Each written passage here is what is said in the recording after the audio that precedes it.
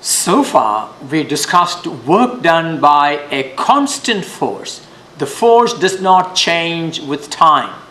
And only then will our simple definition of work will work. Now, what is the simple definition of work? Work done equal to force multiplied by the displacement. This will work only if this force remains a constant. Now, very often, the force may not remain a constant. For example, I want to stretch this spring. Now, if I want to stretch a spring, if I apply a force on the spring will stretch. If I want to stretch it more, I need to apply a greater force. See that? Now, what you notice here, that the amount of stretch is proportional to the stretching force. Do you notice that? If I apply a greater force, the stretch will be greater. In other words, the force here varies with the displacement. Greater the displacement, greater is the force. I can write it like this. Force is directly proportional to the displacement. Well, here the force does not remain a constant. Force varies when the displacement varies. So we cannot use the simple concept.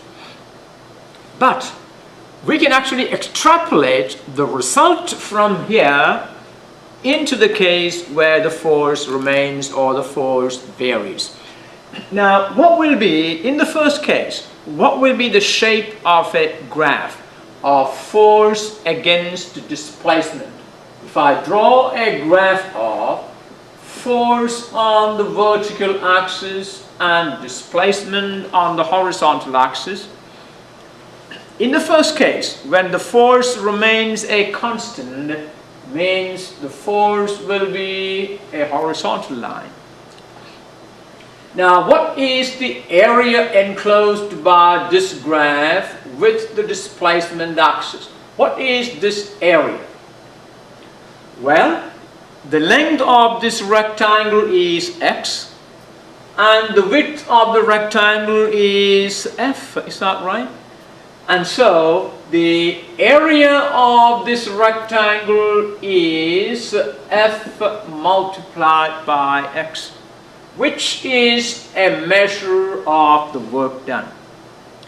Now, this is actually a general result.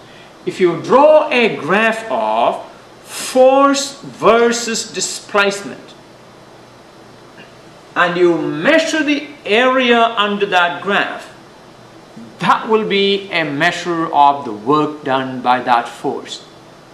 Now, can you extend that in this case? Yes, actually, you can extend that in all such cases, and we will talk about that as we move on. If the force F continuously changes, you could probably get a graph like this. Displacement, force against displacement. Now, we have a neat way to interpret this. Now, consider a small displacement ds here, and when the displacement is very small, we can imagine during that displacement that the force F will remain a constant. And therefore, the work done for this very small displacement can be written as dW equal to force, this force multiplied by that small displacement. And we can do that all over under this graph. And then add up all those small dW's, that will give you the work done. In other words, simply stated, no matter how the force changes with time, if you have the graph of force versus displacement, the area under that graph will be a measure of the work done. I want you to understand that concept. No matter how the force changes with time, whether it remains a constant or whether the force changes with time, if there is a graph available with force on the vertical axis and displacement on the horizontal axis, the area enclosed by that graph with the horizontal axis will be a measure of the work done. We will use that as we move on. It becomes more appropriate in calculating the work done in such a case. If the displacement now takes place from S1 to S2, then I can write W equal to integral S1 to S2 of FdS. FdS is the small work done in that very small interval of displacement. Well, integral simply means add up all such work done. Add up all such dWs. Isn't this our dW, the work done during that small interval? So add up all such dWs, that is a measure of the integral. And of course the integral represents the area under the function graph. So this is a measure of the area under the graph measured from S1 to S2. Areas where we will consider force varies with displacement is actually the case of a spring. Alright, let's consider a spring. The figure shows a spring fixed to a support. And if you want to compress that spring, you need to apply force. A force F applied at the free end compresses the spring by a distance dx.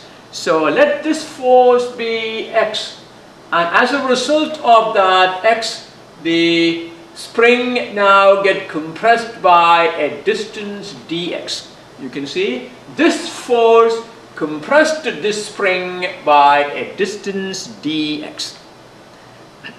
Now, in order to compress the spring further, we need to actually increase the force.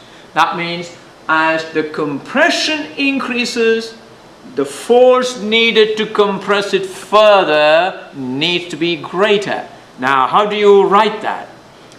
A greater displacement x requires a greater force F. And that means we say the force F is proportional to the displacement x. Now, whether the spring is compressed or stretched, this is the same case. If I want to stretch a spring, if I want to stretch it more, I should be applying more force. I increase the force in order to increase the stretch. The amount of stretch is proportional to the force, or the stretch is proportional to the force. Now, how do you write that mathematically? The stretching force is directly proportional to the force. F is directly proportional to x. And the proportional sign can now be replaced by an equal sign. F equal to kx. Now, this is called Hooke's law, where a spring, when applied either a compressing force or a stretching force, the amount of force is proportional to the amount of stretch, or F equal to kx. This constant is called the spring constant. So, tell me now, if I want to draw a graph of F on the vertical axis and x on the horizontal axis, what kind of graph will that be? Well, that graph will look like this. If I draw a graph of the force F on the vertical axis and displacement on the horizontal axis, it will be a straight line through the origin. Now what will be the slope of this graph? The slope of this graph will be K, the spring constant. Alright, now tell me, if I measure the area under this graph, what will that area give me? The area under the graph will give me the work done by this force in producing a certain displacement x.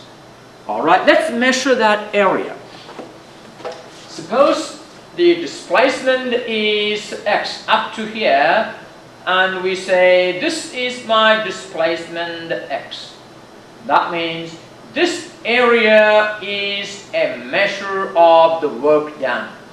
Work done therefore is, can you write what that will be? What is the area of this figure? Area under this graph. This is a triangle. The area is 1/2 base multiplied by the height. What is the base of this triangle? It's the displacement x. What is the height? Height is the force. So work done is given by the area enclosed by the graph of f against x. And that will be the area of the triangle. That will be 1/2 base times the force F. Alright, help me rewrite this. This F, if you know, is given by the Hooke's law, F equal to Kx. So in here, I'm going to replace that F by Kx. And let's see what the equation now becomes. That will be 1/2 x times Kx. And that will be 1/2 Kx squared. A very important relation.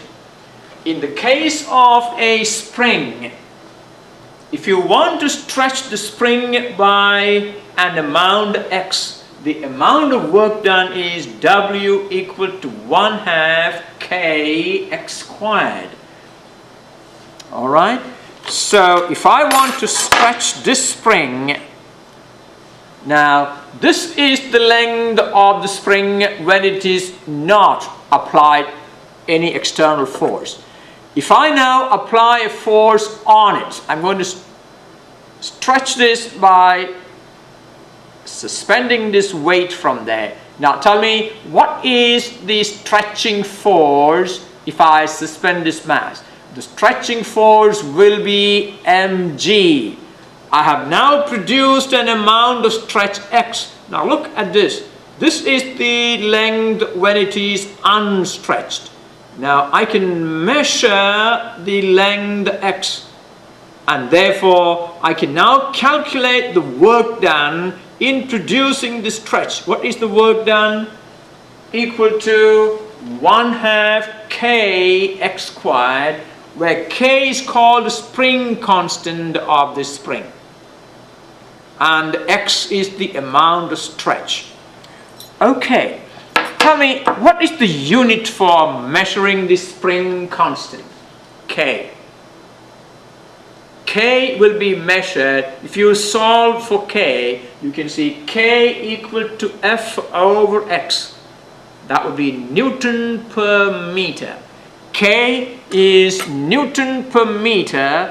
It is a measure of the amount of force that is needed to stretch the spring by 1 meter. That is the value of K. Suppose I say the value of K for this spring is 30 Newton per meter.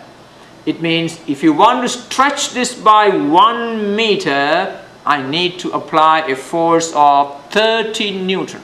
That is the meaning there. So what this shows is that the work done in stretching a spring by a distance x equal to 1/2 Kx squared.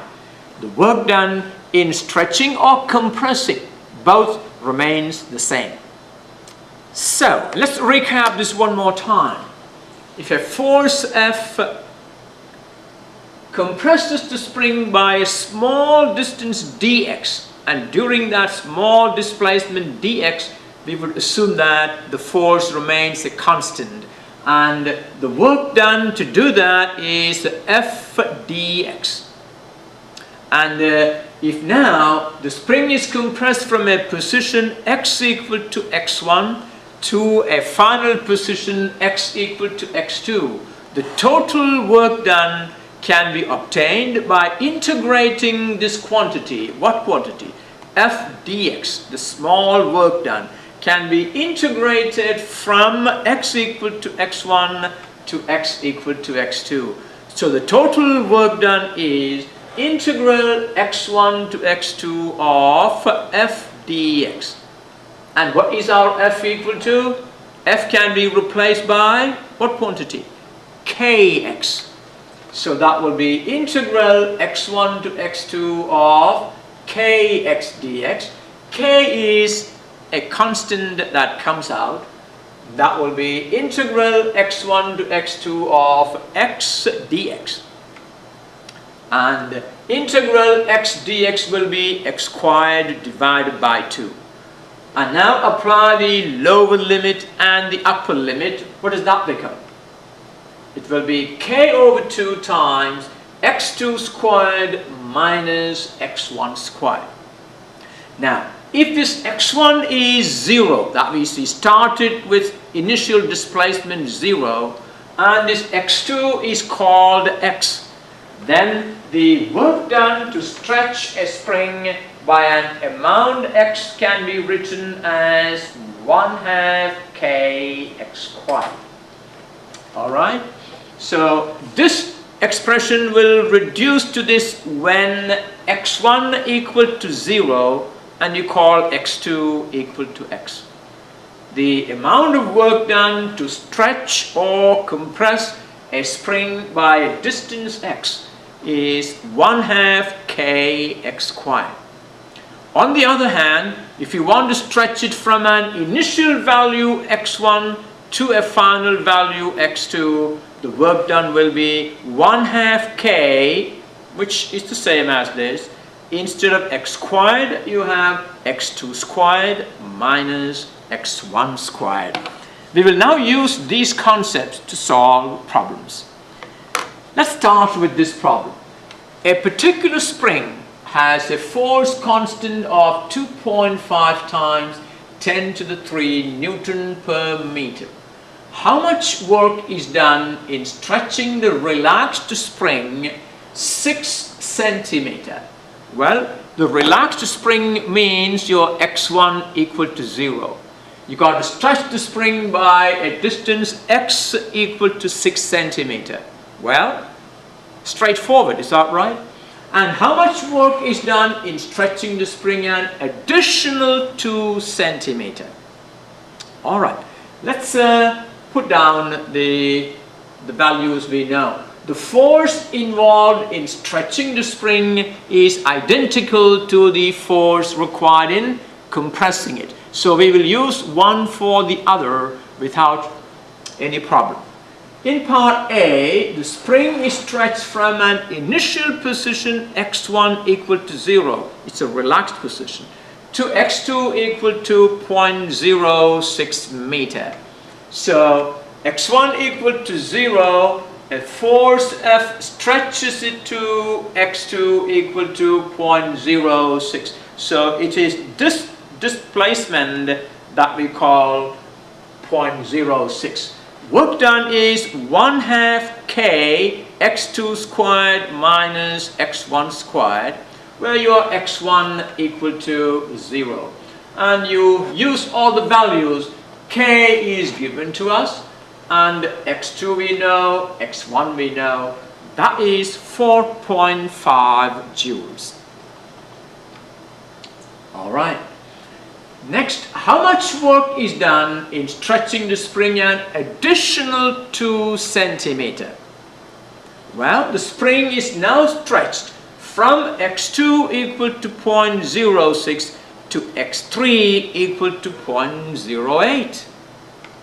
That means It is now stretched from x2 equal to 0.06 to x3 equal to 0.08.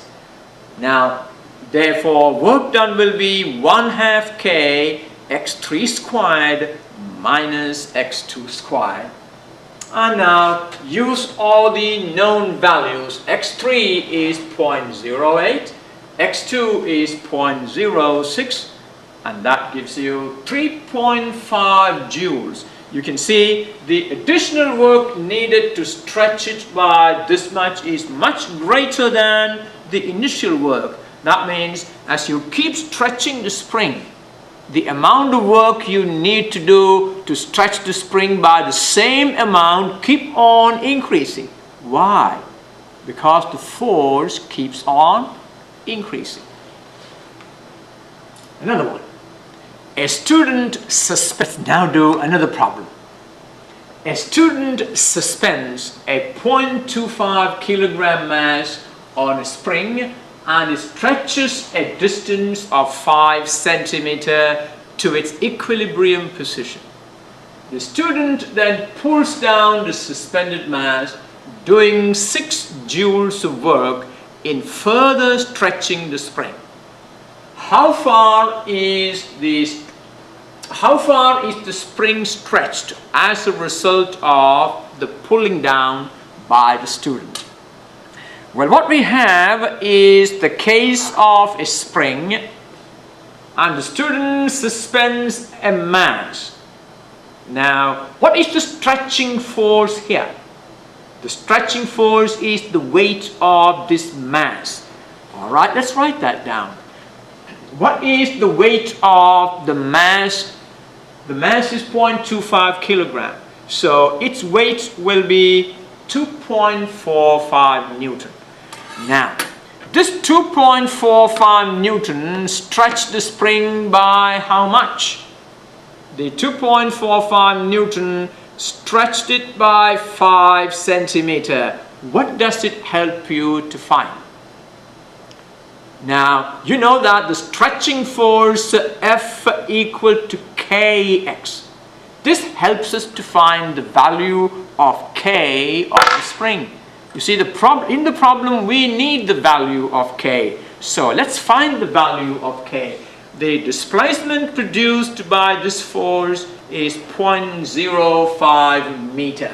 This is the relaxed spring. And now when we suspend a mass or applying a force of 2.5 Newton produces a displacement x equal to 0.05 meter. Therefore, k, remember, F equal to kx, or k equal to F over x.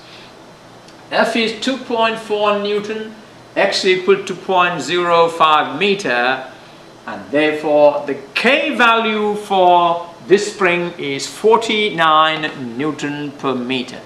So the first part of the problem helped us to find k. Alright, let's now take the second part.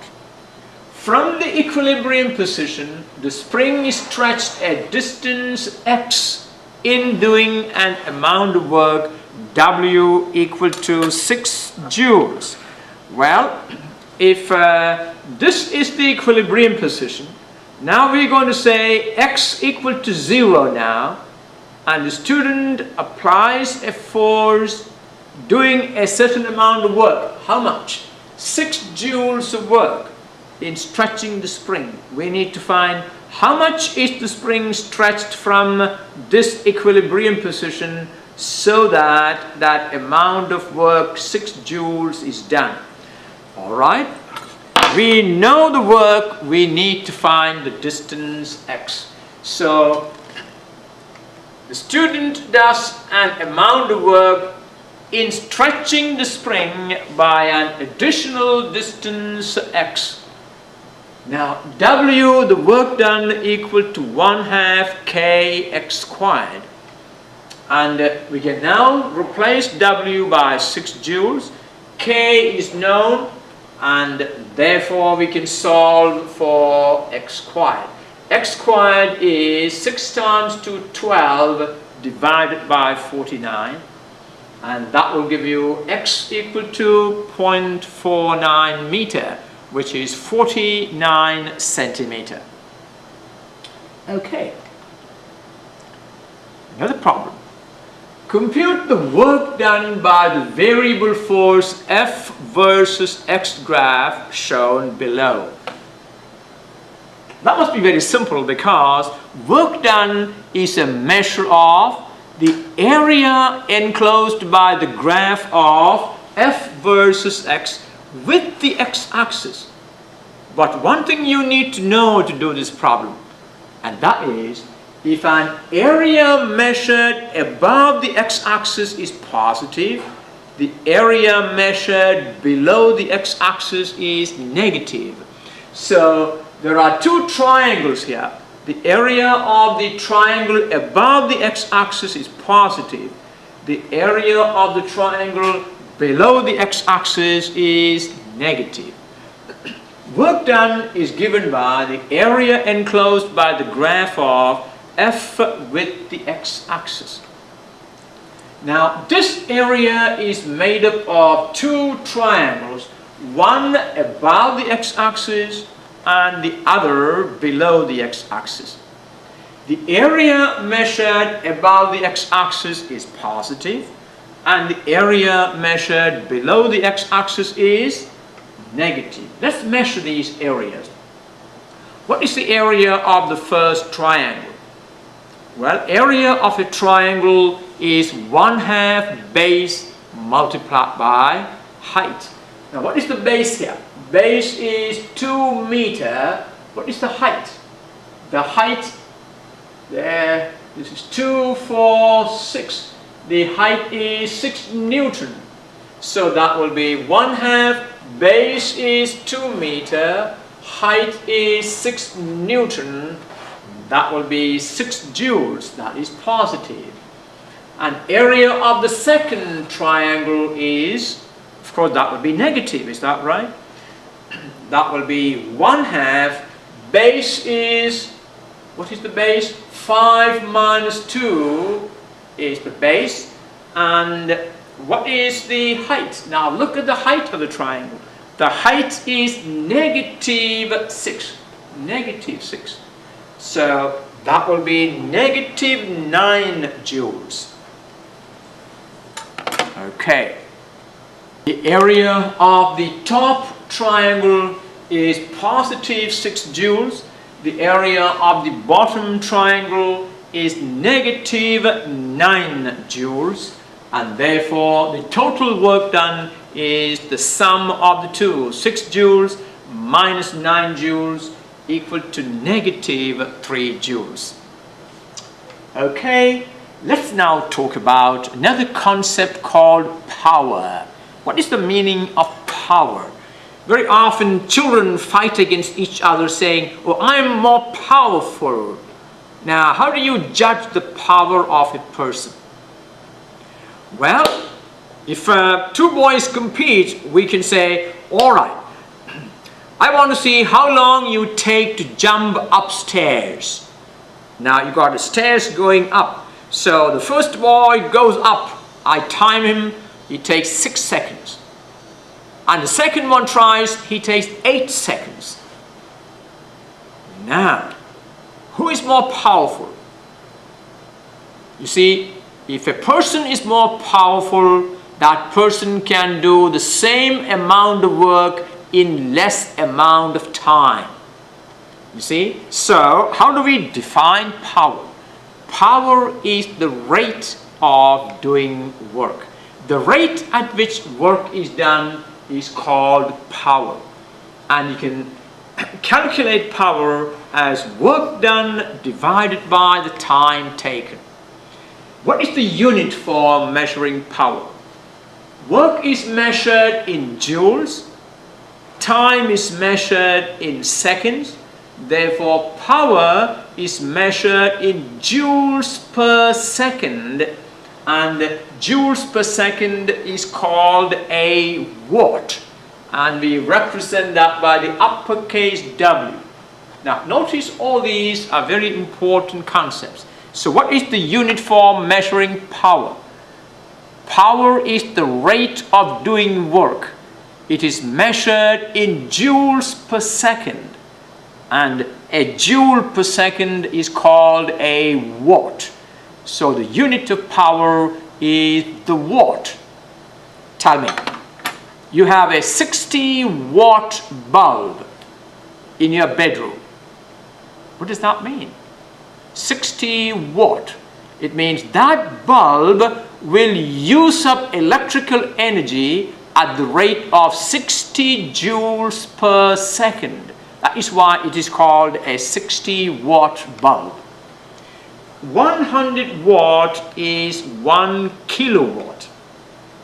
Since power is the rate of doing work,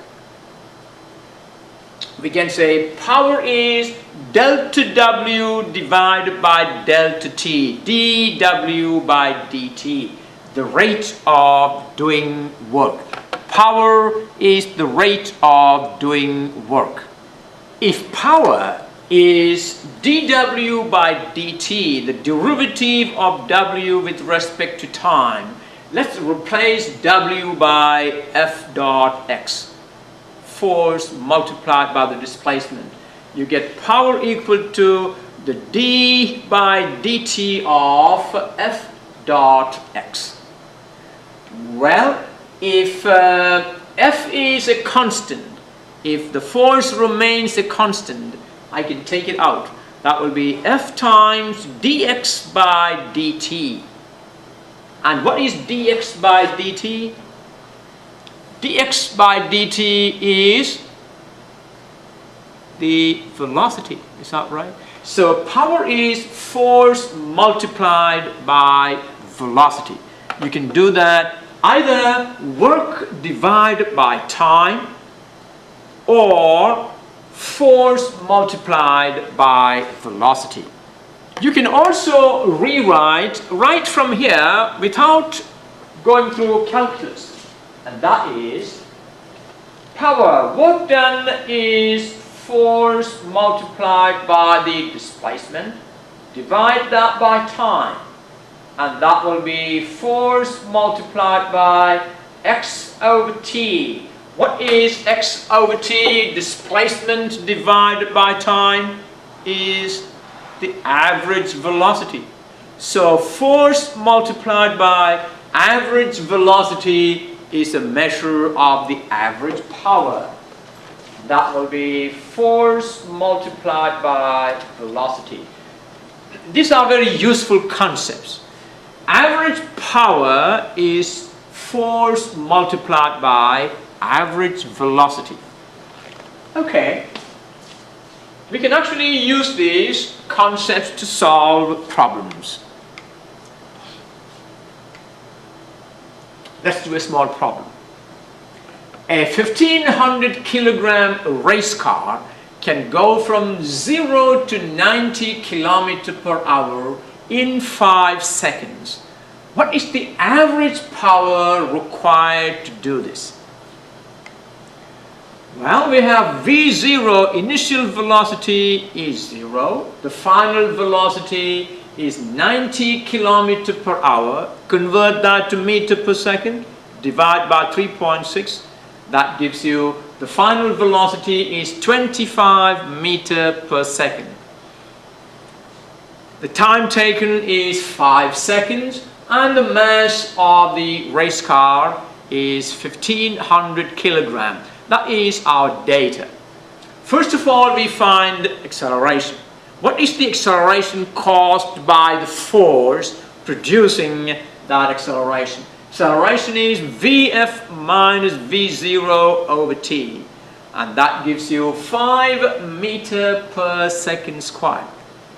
Now, if the acceleration is 5 meter per second squared, and this acceleration is produced on this mass of 1500 kilogram, therefore, can you calculate the force producing that acceleration?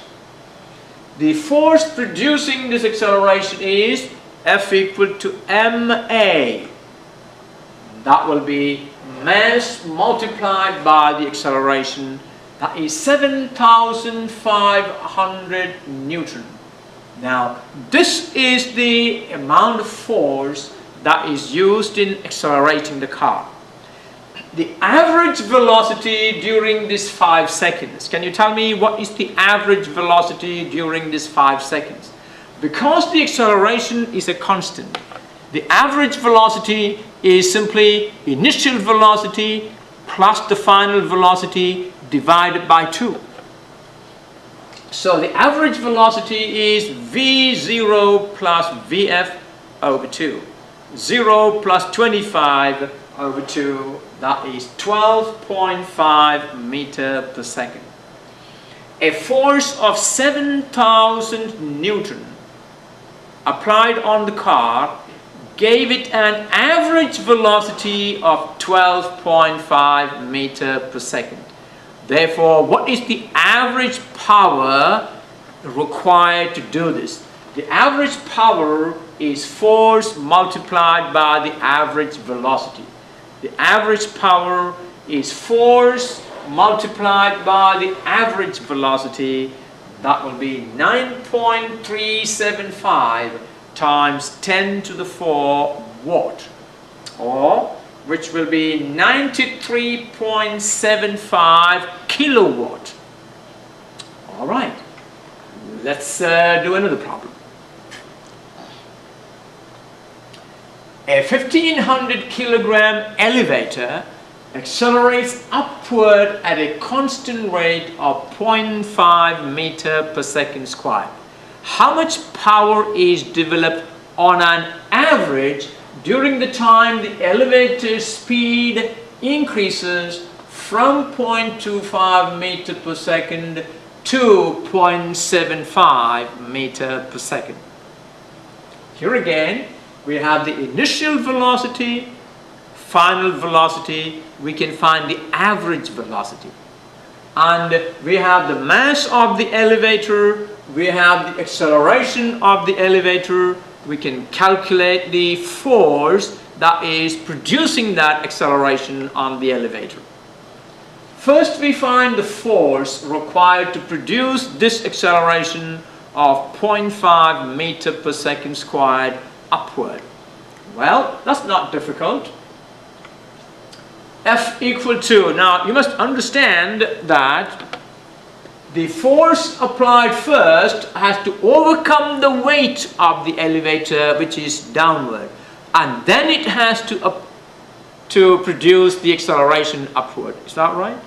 So the total force required to do that is F equal to mg plus ma. We have actually done that in a former lesson. In order that the elevator may be given an upward acceleration of 0.5 meter per second squared, first of all, the weight of the elevator need to be overcome. So you need to apply a force equal to the weight of the elevator first. Now, once that force is applying upward, the elevator is now ready to move up. And then the additional force required is mass times acceleration. So the total force that is needed to accelerate the elevator upward is mg plus ma. That is 15,450 Newton. It is this force that is doing the work in this case. The initial velocity is 0.25 meter per second. The final velocity is 0.75 meter per second. Therefore, the average velocity is V0 plus Vf over 2. That is 0.5 meter per second. And so, what is the power developed for this purpose? Power developed is the force multiplied by the average velocity. This is the force, this is the average velocity. Therefore, the average power is 7,725 watt, which is 7.725 kilowatt. I hope this concept of power connected to average velocity is clear to you now. Well, that will be the brief description of work and power. Well, always remember, when you listen to the lecture, consolidate that understanding by doing the homework. And only by doing the homework you will learn the concept. Alright, I will see you for the next lesson in this unit later on.